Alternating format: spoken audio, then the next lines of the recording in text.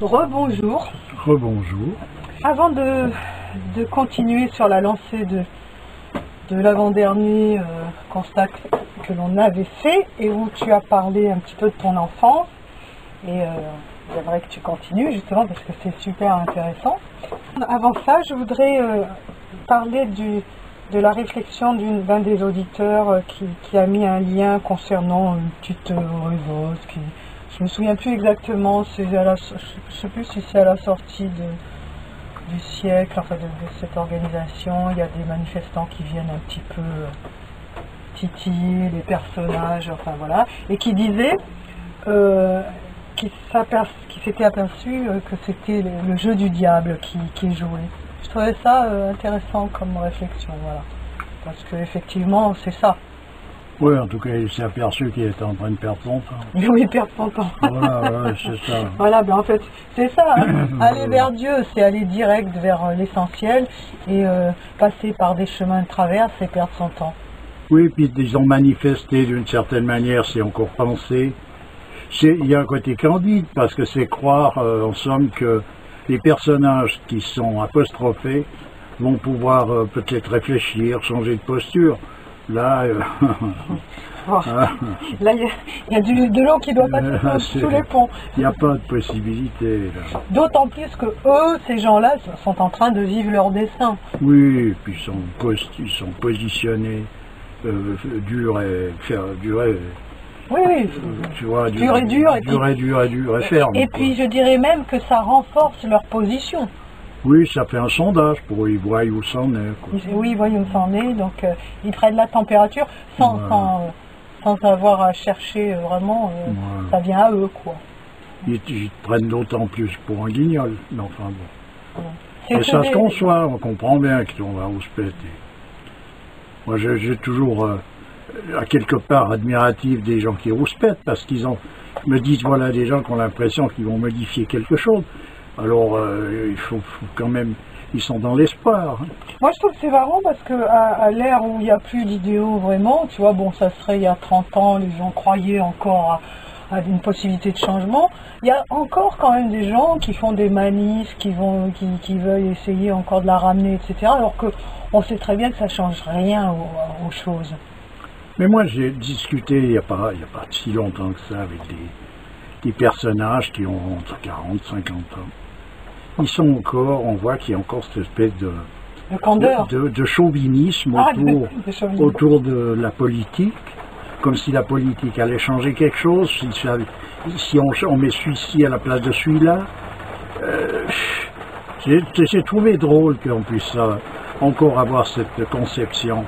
Tu penses qu'ils n'ont rien compris au film? Ben, c'est-à-dire qu'il suffirait de se renseigner un peu et de s'apercevoir que tous ces gens-là font partie des mêmes groupements, ben oui, et qui suivent l'évolution de la mise en place de certaines positions là, qui font partie de l'idéal de ces groupements. Tous ces mouvements, finalement, tous ces partis, en fait, c'est la forme qui change, mais le fond est le même. Oui, et puis il y en a un qui est plus gentil, l'autre qui est plus ardos, oui, mais c'est un peu comme dans les interrogatoires policiers. Ouais. Il y a celui qui vient rouspéter, qui fait le méchant, puis il y a l'autre qui vient tout doux dire ouais, vous savez, on comprend tout ça, mais essayez si vous nous expliquez les choses comme il faut, ça sera tout à votre avantage. Ouais. Et puis l'autre, il vient, et puis il a la matraque à la main. En fait, c'est la forme qui est adaptée, chaque forme est adaptée, enfin, il y a une forme qui est adaptée à tout un chacun, mais en fait, le fond, c'est que chacun doit avaler la même pilule, on va dire. Oui, c'est ça. Et puis les personnages concernés qui sont à la tête de tout ça, il y a 50 ans, c'était le même genre de type. Hein. Simplement, les choses n'en étaient pas où elles en sont aujourd'hui, c'est tout. Et alors, cette pilule, on pourrait dire que c'est l'ultralibéralisme, le mondialisme?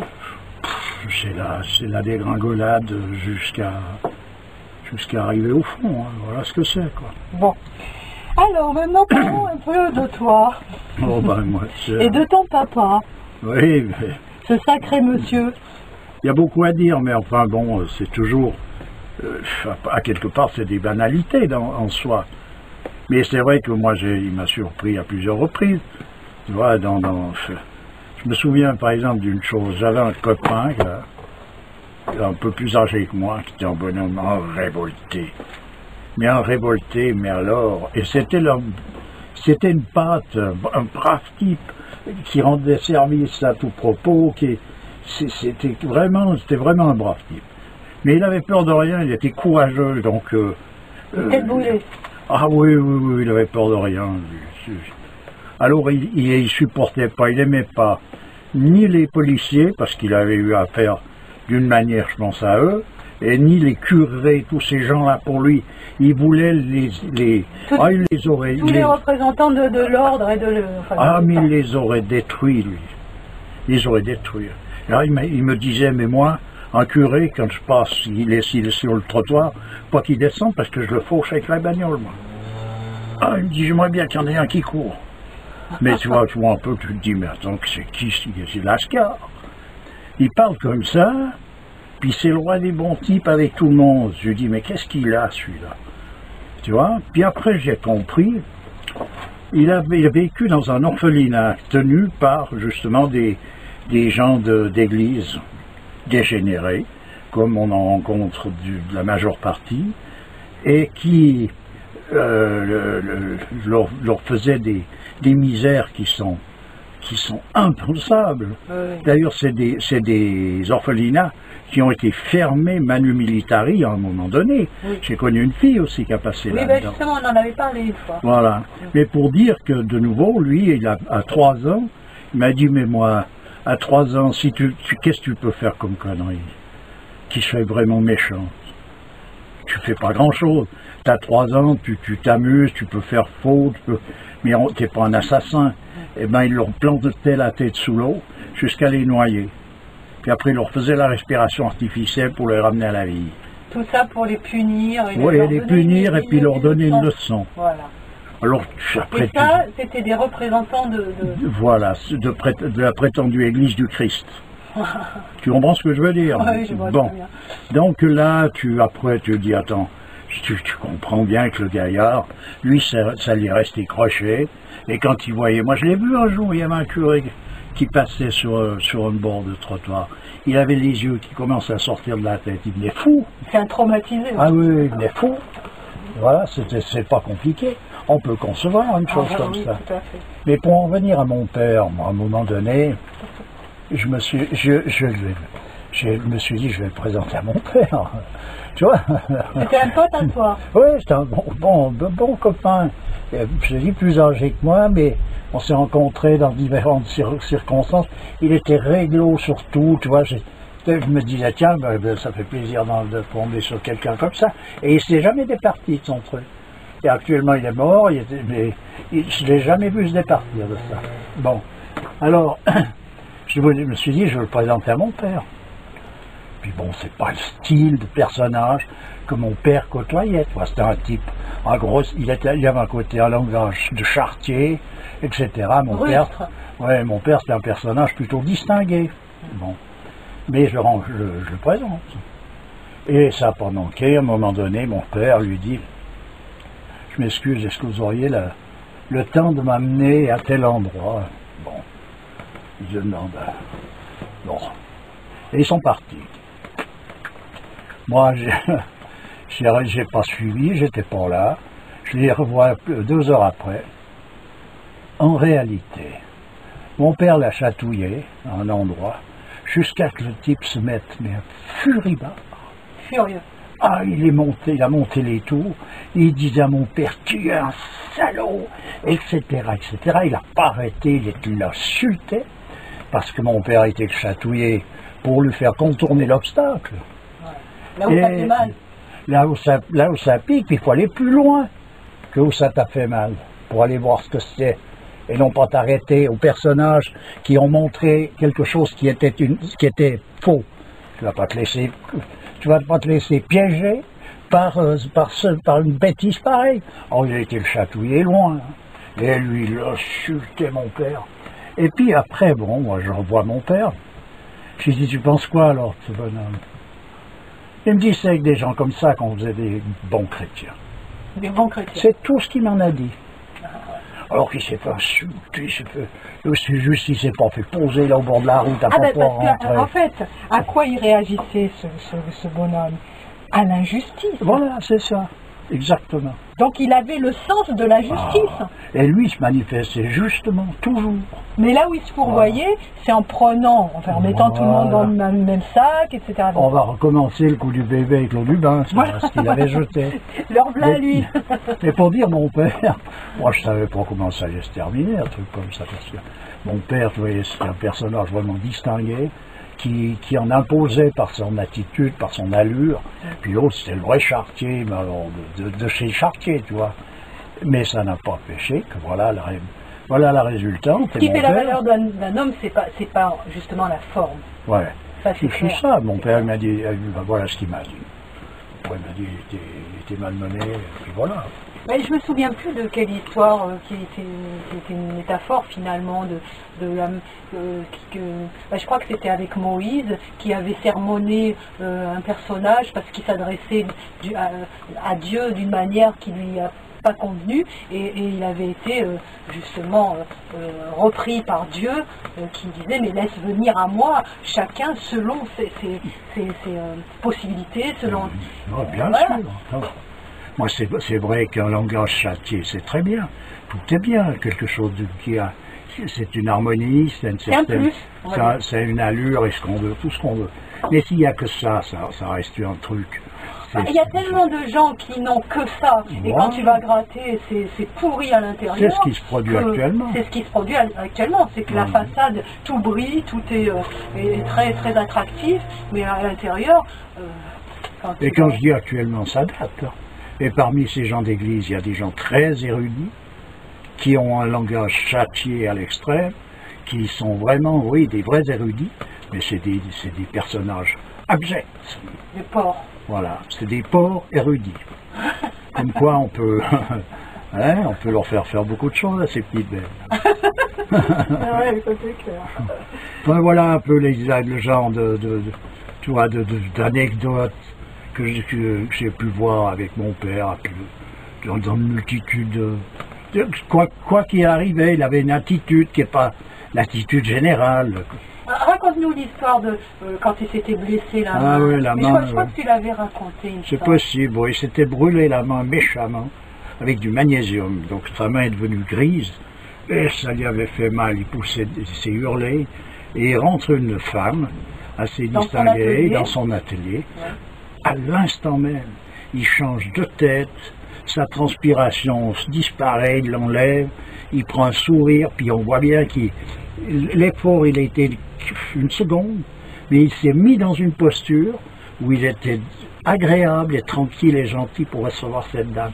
Et il cachait sa main pour pas qu'elle la voie. Ouais. Ah, mais tu vois, il ne pouvait pas se montrer, pour lui, ça se faisait pas. Donc, montrer le meilleur de soi. Oui, et respectueusement devant cette dame, voilà comment il se comporte. Ça va vraiment à l'encontre de ce qui se passe actuellement, où chacun déballe ses poubelles, en fait. C'est des poubelles intérieures, on va dire. Ah non, lui, c'est l'inverse. C'était l'inverse. Donc, il faut montrer le meilleur de soi. Et j'ai vu mon père attraper une attaque. Un jour, il a fait une attaque. Tu veux dire cérébrale ou cardiaque? Non, une attaque cardiaque. Ouais. Eh bien, de nouveau, on peut dire qu'il a levé son corps, qui ne voulait plus bouger, quoi. Il a poussé un cri comme on entend dans le kiai, dans ces disciplines. Le kiai, ça fait partie des disciplines. Le judo? Oui, comment on appelle ça, des arts martiaux. Les arts martiaux, oui. Un cri qui nous a paralysés un peu. Et lui, il a levé on voit, ce que j'ai pu voir, c'est qu'il levait son corps et qu'il le faisait marcher. Voilà, mais qu'il n'en était pas capable, son corps avait pris un coup. Tu veux dire que c'est son esprit qui a dominé la situation Voilà, à c'est ce ça. moment-là. Ouais, c'est ce qui était visible pour tout l'entourage. Ah, la puissance de l'esprit, C'était quelque chose. Enfin, il nous a eu estomaqués bien des reprises. Et moi, comme je dis bien, il n'a jamais été injuste avec moi. Et alors, il y avait des personnages que j'aimais bien, des copains d'école. Ils me disaient, qu'est-ce que tu perds ton temps avec des gens comme ça? Moi, je ne comprenais pas bien, parce que je rigolais bien. C'est avéré avec le temps que c'était des filles avec crapules. J'entends dans le sens où je l'entends moi, c'est pas parce qu'ils font ceci, qu'ils font cela. L'histoire n'est pas là. Mais c'est des âmes viles. Et ils se trompaient jamais. Malgré l'apparence de Voilà. sympathie, etc., qu'il y a dans le copinage. Ah oui, actuellement, hein. oui, là, alors, Tout le monde est gentil, tout le monde il est beau, tout le monde. C'était le... ouais, Finalement, les coups dans le dos, ça ne nous des- empêche pas d'en recevoir. Oui, oui, ça ne nous empêche pas. Puis, plus que ça, c'est qu'à un moment donné, il y a des gens qui rayonnent qui rayonnent quelque chose de sale. Voilà, c'est le rayonnement. Et lui, il s'intéressait, lui, il voyait ça. Et ça ne se donc voit il- pas forcément pour Non, tous les yeux, quoi. bien tu sûr vois. que non. Parce que je te dis, c'est tellement, il y a des gens qui sont tellement mystificateurs Ouais, ouais. que tu peux te laisser piéger. Puis quand t'es gamin, tu comprends, à l'école, tu as des espèces de clichés, de Ce qui est trucs. bien, c'est comme ça, Ouais, ce qui est mal, c'est comme Tu ça. vois actuellement les gamins, il y a ceux qui ont les casques en l'air, avec les pantalons qui descendent plus bas que les fesses.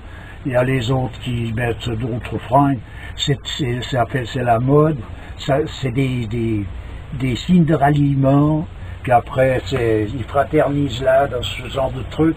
Puis autour d'imbécilité. Donc on voit bien ce que c'est. C'est ridicule d'un bout à l'autre, mais on y est quand on a un certain âge. On est plongé là-dedans. Voilà. Alors lui, il voyait tout ça, il m'expliquait toujours. Toujours, il m'a jamais lâché, dans le sens qu'il m'a toujours donné le ton.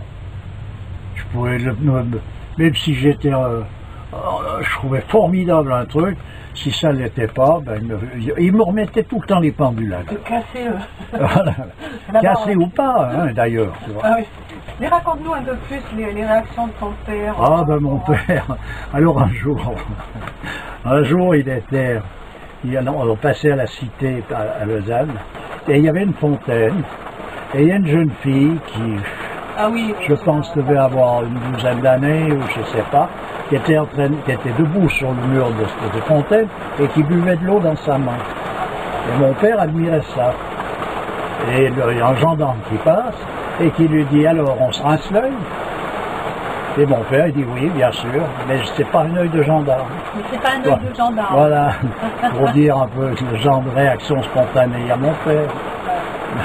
C'est rien, je te dis, c'est des anecdotes. Mais d'ailleurs, c'était dit sur un ton où le gendarme en question, il a fermé son bec. Il n'était pas en train d'être agressé par mon père. Mon père lui signalait simplement qu'il ne s'agissait pas du même œil. C'est tout. Et l'autre, il a encaissé ça, tant bien que mal, mais enfin, en tout cas, il a dû C'est-à-dire l'encaisser. que tu rends service à l'autre, je pense. hein. Oui, et mon père le faisait que toujours dans cet état d'esprit. Hein. Oui, oui. Il pouvait se mettre en colère, etc. Mais il le faisait de telle manière qu'il était toujours en train, finalement, de te tendre une perche. Ouais, ouais. Tu Donc, comprends? tu es obligé de se remettre en question. T'es obligé, parce qu'attends, c'est pas une agression bête et méchante, tu vois. Ouais, ouais. Ok. Et ma mère était remarquable dans le sens qu'elle ne comprenait pas mon père, vraiment. Elle ne pouvait pas le suivre au-delà d'une limite.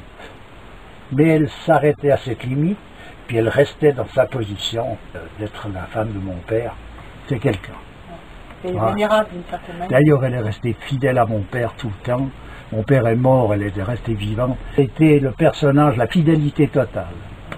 Malgré qu'elle ronchonnait, le rouspétait, tu vois.